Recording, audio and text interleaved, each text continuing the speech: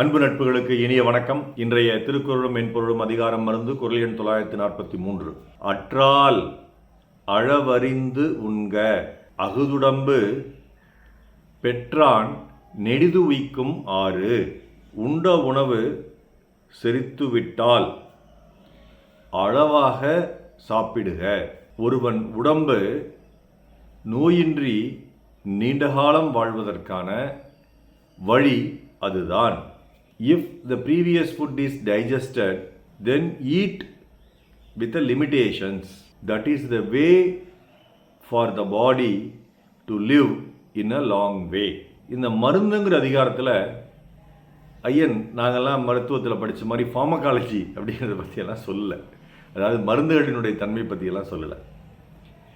குறிப்பாக என்னென்ன பண்ணுனா நமக்கு நோய் வராமல் இருக்கும், நோயின்மை அப்படின்னு வேணால் கூட ஒரு அதிகார தலைப்பாக கொடுத்துருக்கலாம். அது பண்ணுனா என்னென்ன பண்ணால் நமக்கு நோய் வராமல் இருக்கும்.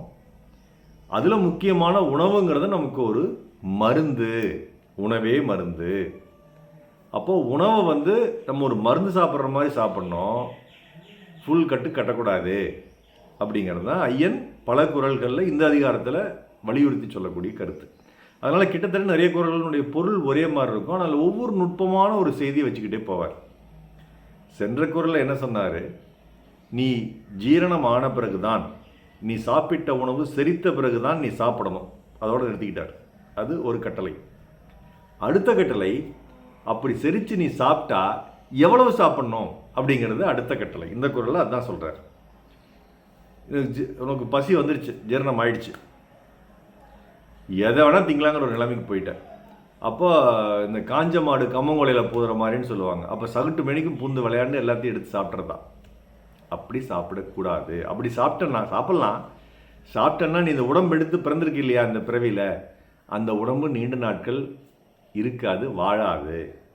அப்போது உனக்கு உடம்பு சரியில்லாமல் போகாமல் இருக்க வேண்டுமென்றால், உடம்பு நலத்துடன் வாழ வேண்டுமென்றால் நீ அளவோடு தான் சாப்பிட்ணும், லிமிட்டட் மீல்ஸ் தான் சாப்பிட்ணும், அன்லிமிட்டட் மீல்ஸ் சாப்பிடக்கூடாது அப்படின்னு ஒரு தடை போடுறாரு. நம்ம போய் உணவகத்தில் போய் சாப்பிடும்போது மதிய நேரத்தில் பார்த்தா இந்த அன்லிமிட்டட் மீல்ஸ்னு ஒன்று கொண்டு வந்து வைப்பாங்க.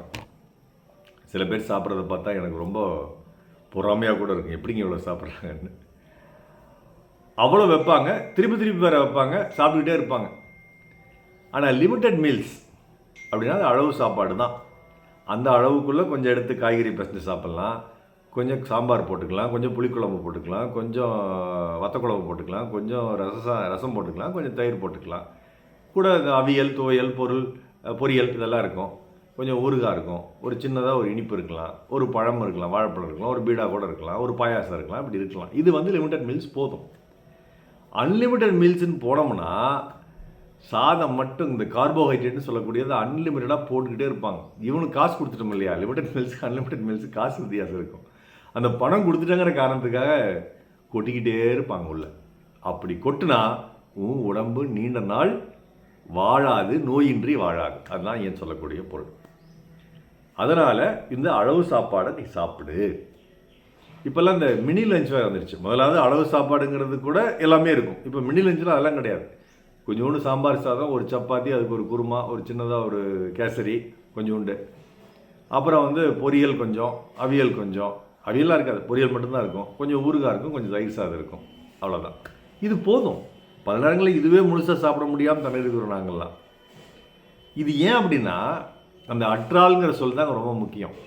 சில நாட்கள் நீ ஓடி ஆடி வேலை செய்வ, அப்போது உனக்கு உன் வயிற்றில் இருக்கக்கூடிய உணவு சீக்கிரமாக செரித்திரும். அப்போது நீ கொஞ்சம் சேர்த்து சாப்பிட்லாம். சில நாள் நீ உட்காந்துக்கிட்டே இருப்ப, தூங்கிக்கிட்டே இருப்ப, அப்போ உனக்கு எப்படி பசிக்கும்? அந்த இயல்பாக அந்த பேசிக் மெட்டபாலிசம்ங்கிற அந்த அடிப்படை வளர்சிதை மாற்றத்துக்கான சக்தி மட்டும்தான் உன் வயிற்றிலிருந்து அந்த உணவுலேருந்து எடுக்கப்பட்டிருக்குது. அதுக்கு மேலே நீ ஒன்றுமே பண்ணல. அப்போ உனக்கு எப்படி நிறைய பசிக்கும்? அப்போ அன்னைக்கு நீ நிறைய சாப்பிட்டது, நீ அதிக வேலை செஞ்சு ஓடியாடி வேலை செஞ்சு அன்னைக்கு நீ நிறைய சாப்பிட்ட மாதிரி இன்றைக்கி சாப்பிடாத. ஏன்னா உனக்கு சக்தி நீ அதிகமாக நீ செலவழிக்கல, அதுக்கு தகுந்த மாதிரி நீ சாப்பிடு அப்படிங்கிறது தான் ஐயன் சொல்லியிருக்கக்கூடிய நுணுக்கம்.